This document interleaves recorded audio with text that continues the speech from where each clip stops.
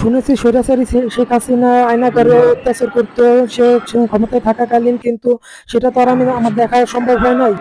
শেখ হাসিনা যাওয়ার পরে কিন্তু এই যে দৃশ্যটি আমি দেখলাম, দেখে মনে করতে আমার বুকের ভিতরে কেঁপে উঠছে যে শেখ হাসিনা বিদায় নেওয়ার পরেও কিভাবে পুলিশে এরকম থানার ভিতরে একটি ছেলেকে ধরে নিয়ে এইভাবে অত্যাচার করেন, এবং ভাবে এটি আপনারা একটু দৃষ্টি আকর্ষণ করবেন যদি পারেন, এটা কোনো সাংবাদিকের মাধ্যমে প্রচার করে মনে করে যে এরকম যেন কোনো পুলিশে না করতে পারে সে বিষয়ে মনে করে যে একটু সচেতন হবেন।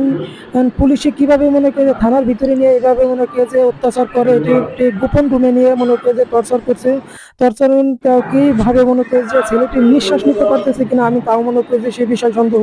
গামছা বা একটা ওড়না দিয়ে মনে করে যে নাক মুখ পেঁচিয়ে মনে করে বেঁধে রাখছে, পিছনে হাত মোড়া দিয়ে বেঁধে রাখছে, পাও ভালোভাবে আটকানো। মনে করে ছেলেটি কিছুক্ষণ আমি দেখছি মনে করে যে একটু ছাটাছাটি করতেছিল, কিন্তু পরে দেখলাম নিস্তেজ হয়ে পড়ে আছে শুয়ে।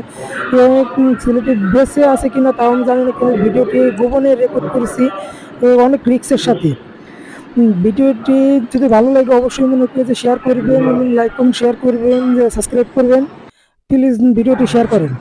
আজ এই ছেলেটাকে নিয়ে মনে হচ্ছে যে অত্যাচার করতেছে, কাল আপনাকেও নিতে পারে, আমাকেও নিতে পারে, আমার একটা পরিবারের সদস্যকে নিতে পারে, আপনার একটা পরিবারের সদস্য নিয়ে আপনার একটি ছোট ভাইকে নিতে পারে, আমার একটা ছোট ভাইকে নিতে পারে।